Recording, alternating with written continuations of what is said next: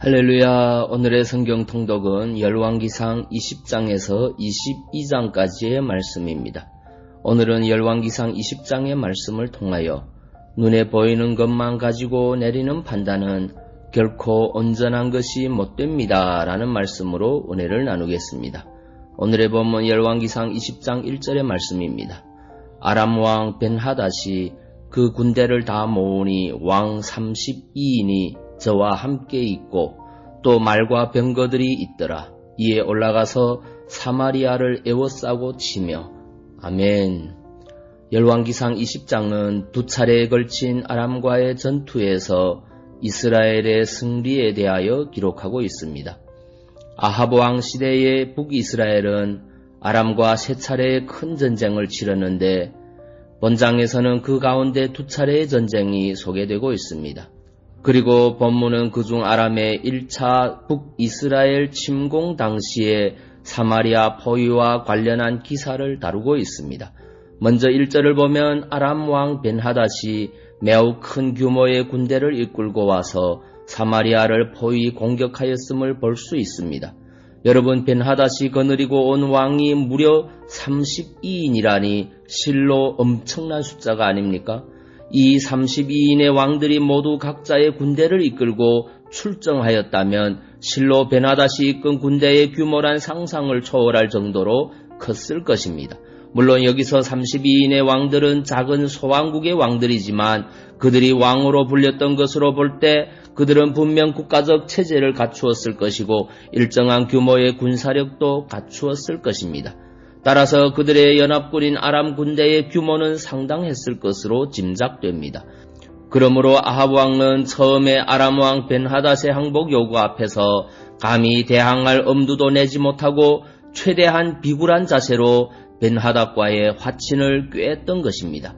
참으로 싸워보기도 전에 벤하닷은 승리자가 되었고 아합은 패배자가 된 꼴이었습니다. 그러나 이는 아합이 눈에 보이는 것만을 근거로 하여 판단을 내린 결과였습니다. 여러분, 세상의 모든 일에는 변수가 있게 마련입니다. 그것은 전쟁이라고 예외가 아닙니다. 특히 현대와 같이 첨단 무기가 없었던 고대 전쟁에서는 전술이라든가 군사들의 정신력 등이 전쟁의 승패를 좌우하는 결정적 요인으로 작용하기도 하였습니다. 즉 눈에 보이는 것보다 눈에 보이지 않는 요인이 더 중요하였던 것입니다. 더욱이 이스라엘은 하나님의 선민이었습니다. 따라서 비록 북이스라엘이 타락하기는 하였지만 그들이 회개하고 하나님의 도우심을 받을 수만 있다면 승리는 문제도 아니었습니다. 그런데도 아합은 눈에 보이는 것만으로 판단을 함으로써 걷잡을 수 없는 공포감에 빠지게 되었고 결국 벤하닷의 위협에 굴복하여 굴욕적인 자세를 취하게 되었던 것입니다. 하지만 결론적으로 볼 때 이스라엘은 승리하였고 아합의 판단은 완전히 그릇된 것이고 부끄럽기 짝이 없는 것이었습니다. 이렇게 본문은 우리에게 눈에 보이는 것만을 근거로 내리는 판단이 결코 온전치 못함을 우리에게 보여주고 있습니다. 그렇다면 성도 여러분, 우리가 바른 판단을 내리기 위해서 어떻게 해야 할까요? 그것은 우리가 가진 또 하나의 눈, 즉 믿음의 눈을 사용하는 것입니다. 이 같은 믿음의 눈은 우리로 하여금 하나님의 뜻을 깨닫게 하며 우리가 처한 상황과 문제, 우리가 당면한 모든 것에 대처할 수 있게 해줍니다. 예컨대 여호수아와 갈렙을 생각해 보십시오. 온 이스라엘 자손이 하나님을 보지 못하고 그들 눈에 보이는 아낙 자손으로 인해 이미 자신들은 끝장이라고 말할 때 그들 둘만은 하나님을 바라보는 믿음의 눈이 있었습니다. 그래서 그 거대한 아낙 자손을 대하여 그들은 우리의 밥이라고 호언장담하고 이후에는 이스라엘 모든 백성을 이끌어 약속을 믿는 자만이 차지할 수 있는 가나안 정착을 가능케 했던 것입니다.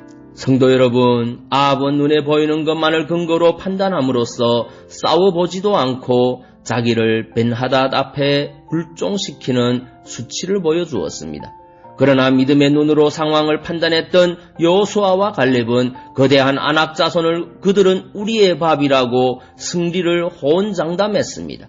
그렇다면 저와 여러분이 현실에 당면한 상황과 문제를 대하며 취하는 자세는 여호수아와 갈렙 그리고 아합이 취하는 것 중에 어느 편에 더 가깝습니까? 어느 편을 취하고 어떤 자세로 상황을 판단하느냐에 따라 우리는 수치와 부끄러움의 길을 갈 수도 있고 온전한 영광의 길을 걸을 수도 있습니다. 바라기는 저와 여러분 모두가 믿음의 눈으로 온전한 판단을 내리며 하나님이 보여주시는 승리와 영광의 길을 걸어갈 수 있기를 바랍니다. 히브리서 11장 3절의 말씀입니다.